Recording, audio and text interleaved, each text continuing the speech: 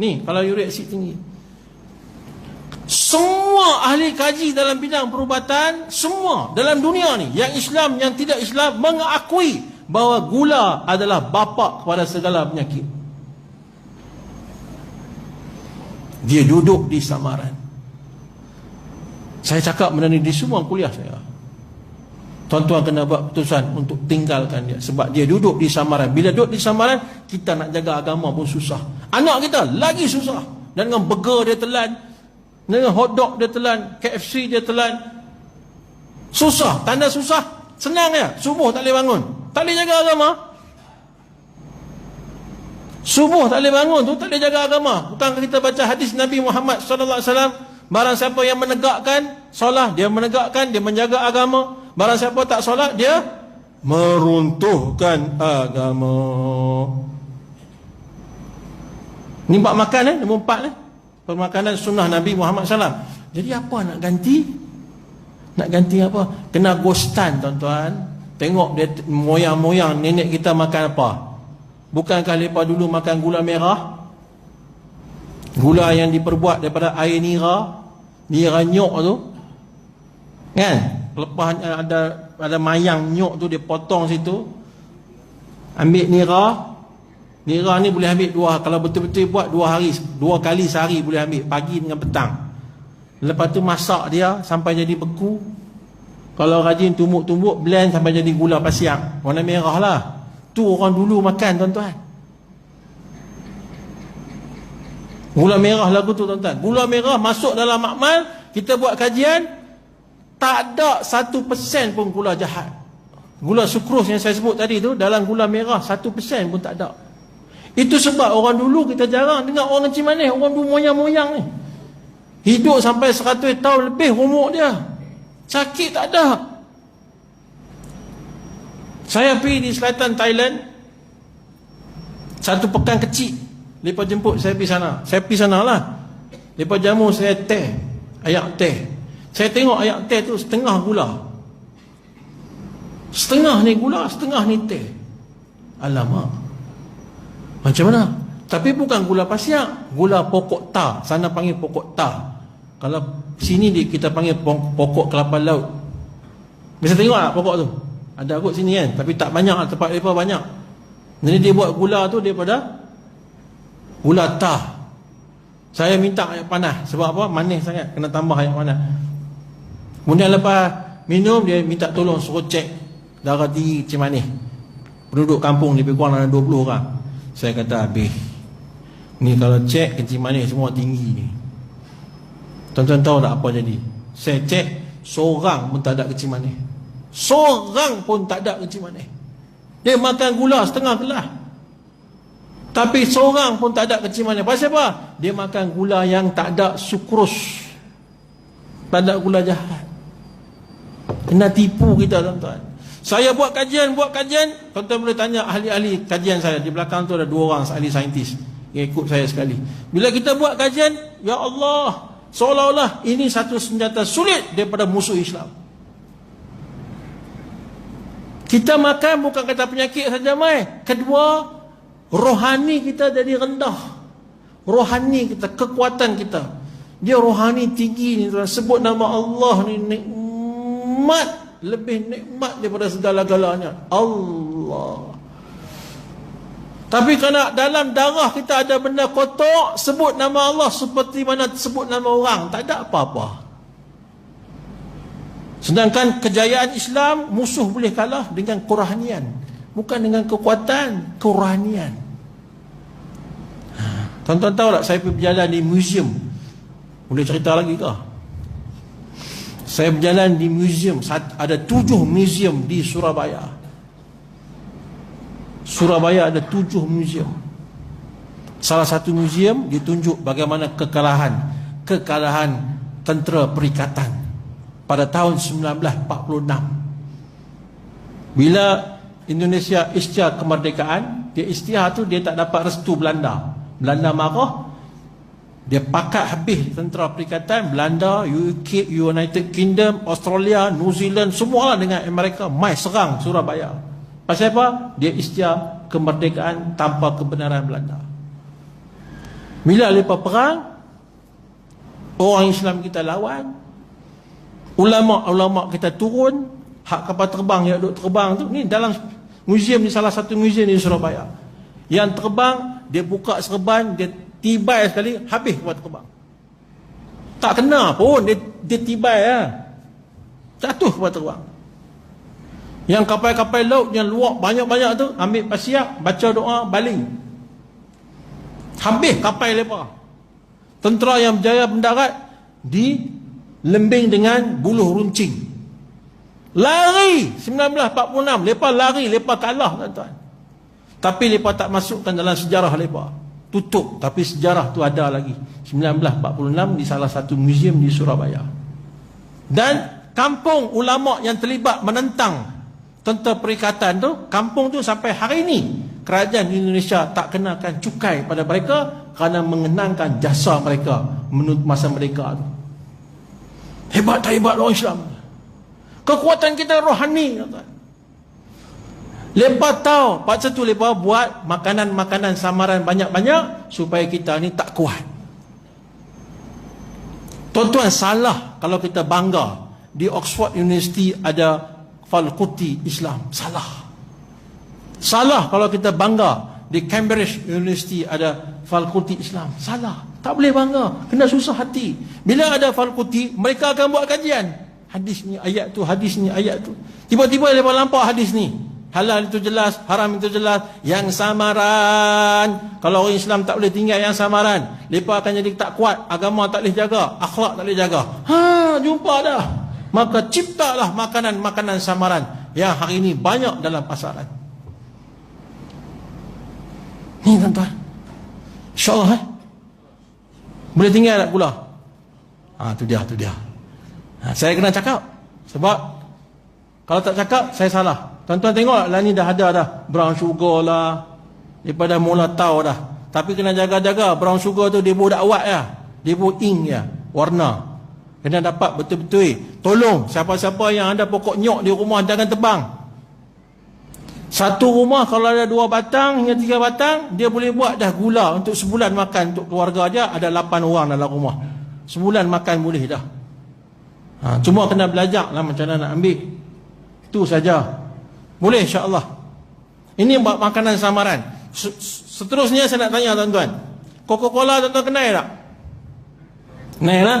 100 plus. Nescafe, siapa buat? Siapa yang buat minuman ni? Yahudi kan? Tak usah baca Quran lah. Yahudi yang jadi baik dah. Tambah ayat 100 plus ni, dia kata boleh baik demam. Jadi Yahudi dah jadi baik, Quran suruh baca. Sebab Quran kata Yahudi Nasrani musuh kamu. Tapi lah ni dia jadi baik dah. Dia buat minuman sedap-sedap. Lepas tu minuman tu ada ubat pula. Jadi baik lah. Bukan tuan-tuan. Dia tetap jahat. Dia hantar mai kat kita minuman yang asidnya 2.7 Coca-Cola. 100 plus 4.7. Ni bawah pada 6 ni semua racun. Semua ni racun. Tuan-tuan tak tahu? Tuan-tuan nak tengok tak? Tuan-tuan nak tengok tak? Tuan-tuan nak tengok, lepas isyak kena tunggu. Semua muka sedih. Saya akan tunjuk depan ni. Kalau tuan-tuan tunggu, saya akan tunjuk depan ni, depan mata tuan-tuan. Tuan-tuan boleh tengok macam mana mereka tipu kita dengan menggunakan beberapa bahan kimia. Saya akan tunjuk. Nak tengok tak? Lepas tu saya akan tunjuk sunnah Nabi SAW, kehebatan dia melalui kajian saintifik. Nak tengok tak? Nak Okey. Coca-Cola kenal, Nescafe kenal, 100 plus kenal. Saya nak tanya, Talbinah kenal tak? Talbinah. Ini satu minuman yang termaktub dalam hadis Bukhari Muslim. Nabi bersabda, berikanlah kepada pesakit kamu akan minuman talbinah. Sesungguhnya ia mampu mententeramkan jiwa. Apa itu minuman talbinah? Susu kambing campur dengan bali, ataupun bali campur dengan madu, dinamakan talbinah. Tapi talbinah tidak dipromosikan. Ini minuman Nabi suruh minum. Tuan-tuan kenal tak? Tebo, Lipton. Kenal tak? Siapa punya? Acong. Betul. Cina punya. Kalau mengaji dengan Tok Guru saya, jangan. Kamu makan apa? Usul. Makanan itu datang pada siapa? Siapa buat? Dia semayang ke tak? Dia mengaji ke tak? Itu dia. Usul makanan. Tebo, Lipton semua kenal kan? Warna tu tuan-tuan ambil air sejuk dalam peti ais. Ambil air sejuk, bubuh, berpeluh gelas ni, air sejuk. Ambil teh tu bubuh, keluar habis warna dia.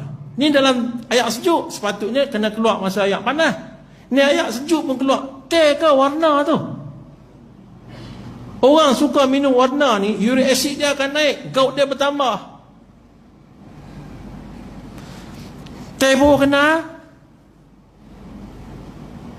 Lipton kena. Baik, saya nak tanya, daun sana.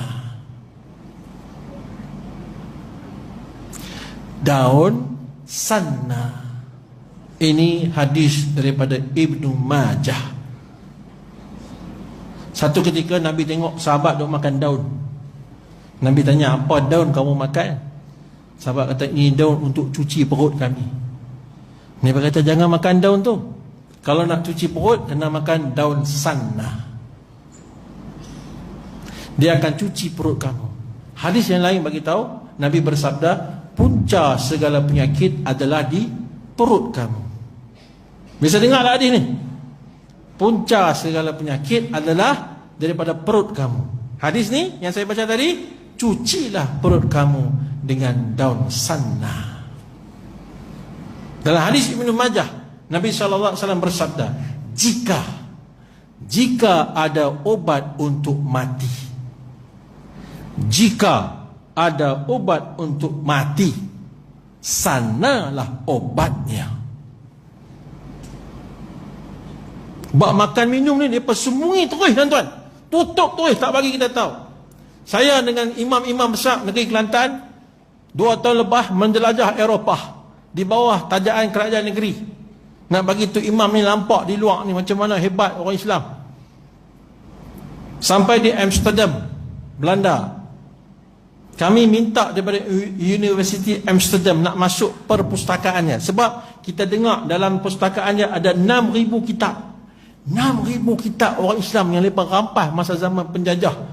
Mereka sembunyi di situ. Kami minta nak tengok. Apa mereka kata apa? Mereka kata apa kami? Orang Islam tak boleh tengok. Dah nak buat macam mana? Mesti mereka punya. Kena keluar lah. Nampak tak? Mereka tutup tuan-tuan. Buat perubatan, buat apa semua mereka tutup. Tak bagi tahu kat kita. Lah ni baru kita tengok daun sana. Lama ni tak pernah dengar kan? Pokok dia rendah-rendah ya. Pesakit saya bagi makan benda ni tuan-tuan. Ya Allah ya Tuhan tu. Dia keluar. Ya Allahu Akbar. Najis kita kumpul di perut kita 20 tahun dulu. Semua keluar habis. Berkeping-keping macam besi karat. Bila keluar penyakit di perut, tak ada lah najis di perut kita. Kita ambil makanan sunnah yang lain, jadi sihat tuan-tuan. Sebab Nabi kata, punca segala penyakit di perut kamu. Tuan-tuan minta maaf kalau saya suluh tengok tuan-tuan punya usus, saya boleh tahu tuan-tuan sakit apa. Masuk kamera tu tengok hitam dalam tu. Itu tanda tuan-tuan uric acid banyak. Darah tinggi ada, kolesterol ada, gout ada. Kalau masuk tengok merah-merah, lemak banyak, kencing manis tinggi. Dia kalau kita suluh usus kita, keliling dalam usus tu tuan-tuan, lampak asal usus dan lampak saraf-saraf, urat-urat dalam usus. Itu usus yang bersih.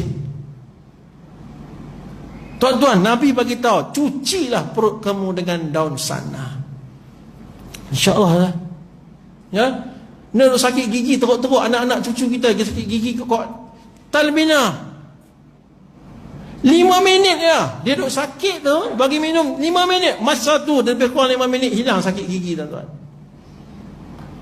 Tuan-tuan nampak tak Islam ni penyelesai masalah dunia akhirat? Nampak tak dah ni? Nampak tak? Itu bab makanan. Banyak kalau Ustaz nak sentuh ni, banyak. Bab kita makan salah dah tuan-tuan. Nanti lepas isyak saya akan tunjuk. Saya ada ayat Coca-Cola, saya ada 100 plus, saya ada ayat Zam-Zam, saya ada madu, dan saya akan tunjuk macam mana eksperimen. Tuan-tuan tolong tunggu. Korban sikit. Lepas ni esok cuti lah, tak apa, nak tidur sampai esok pagi, sampai lusa pun tak apa. InsyaAllah Yang terakhir sekali tuan-tuan yang dimuliakan Allah Ta'ala, berbekam. Berbekam dan al-fashdu. Berbekam dan al-fashdu. Bekam ni tuan-tuan tahu dah.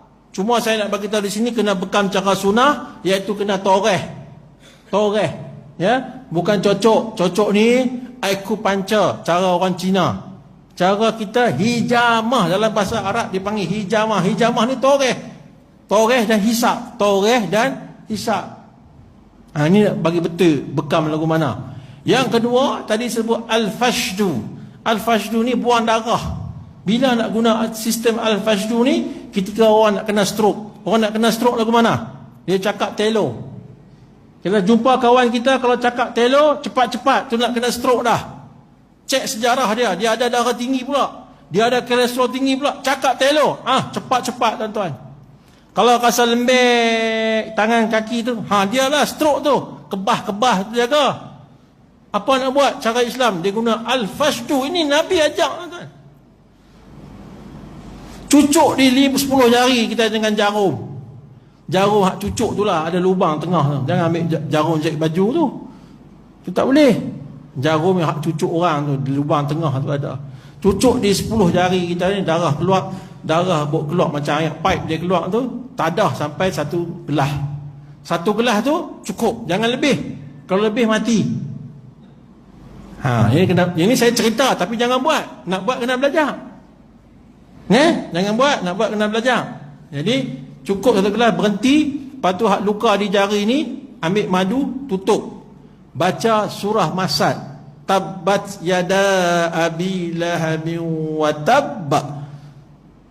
Semua jari ni, dia berhenti darah. Stroke tak jadi. Saya main ni hari ke-12, hari ke-13 dalam safar saya daripada Johor sampai Jitra. Ni tak balik rumah lagi ni. Esok baru nak balik rumah. Tuan-tuan nak ikut saya? Belajar kena lagu tu lah bertahun-tahun. Saya belajar tok guru saya pukul 2.30. Kelas habis pukul 12. Pukul 2.30 tok guru kata 2.30 hari ni kita sambung balik Tu dia yang tok guru. Kalau tuan-tuan boleh tunggu, Allah akan pilih tuan-tuan punya anak-anak jadi orang alim, insya-Allah. Boleh?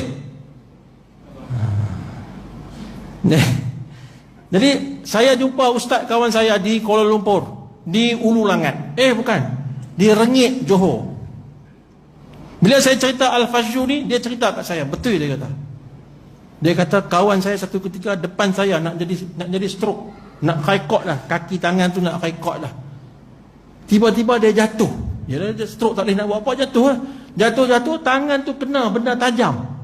Bila kena benda tajam, darah keluar macam air pipe. Keluar tu darah, dia yang duk kaikot nak kena stroke, tak jadi stroke. Saya kata, ustaz, ilmu ni tutup dah, Yahudi tutup dah.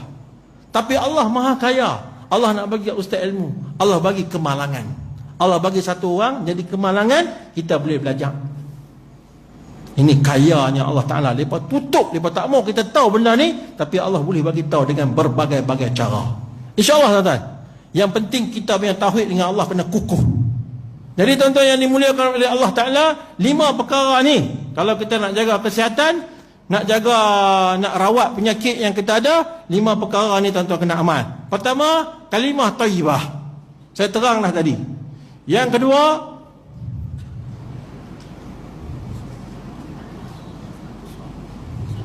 ini kalau pondok kami kena marah ni. Yang kedua, sunnah ni termasuk nombor 1, ya, kalimah thayyibah. Yang kedua, amal. Saya sentuh tadi kan, buat sembahyang hajat, sedekah kan. Yang ketiga ni ruqyah syar'i. Yang keempat, pemakanan sunnah Nabi Muhammad sallallahu alaihi wasallam. Dan yang kelima adalah berbekam dan al-fashdu. Ini 5 perkara kalau buat hayati, kita tak akan terikut-ikut dengan apa yang mereka katakan. InsyaAllah tuan-tuan. Boleh? Lagi sekali mai jangkut semua ada nah. InsyaAllah Baik, lepas isyak ni, tuan-tuan lepas ni pas semayang, main isyak, boleh tunggu dah sikit, lebih kurang dalam 20 minit saja. Eksperimen ujian sains tu 20 minit saja. Boleh? Nak tengok tak? Nak baru saya nak buat, kalau tak mau saya tak mau buat. Jadi tuan-tuan semayang isyak, lepas isyak kita start selalu. Ya, saya tak semayang sebab saya jamak lah di belakang tadi, supaya bila tuan-tuan semayang, saya di belakang boleh siap alat-alat kelengkapan saya untuk buat eksperimen, insyaAllah. Jadi saya minta maaf banyak-banyak pada tuan-tuan jikalau saya tersalah bahasa, dan minta ampun daripada Allah Ta'ala. Maaf masa 10-17, saya rasa ni rekod lah. Tak pernah orang ngajak lagu ni lah. Tuan-tuan serik lah. Tak apa, lagi sekali saya main isyak saya berhenti, InsyaAllah kita tangguh majlis kita dengan tasbih kafarah. Subhanallah wa bihamdihi, subhanakallahumma wa bihamdika, asyhadu an la ilaha illa anta, astaghfiruka wa atubu ilaik.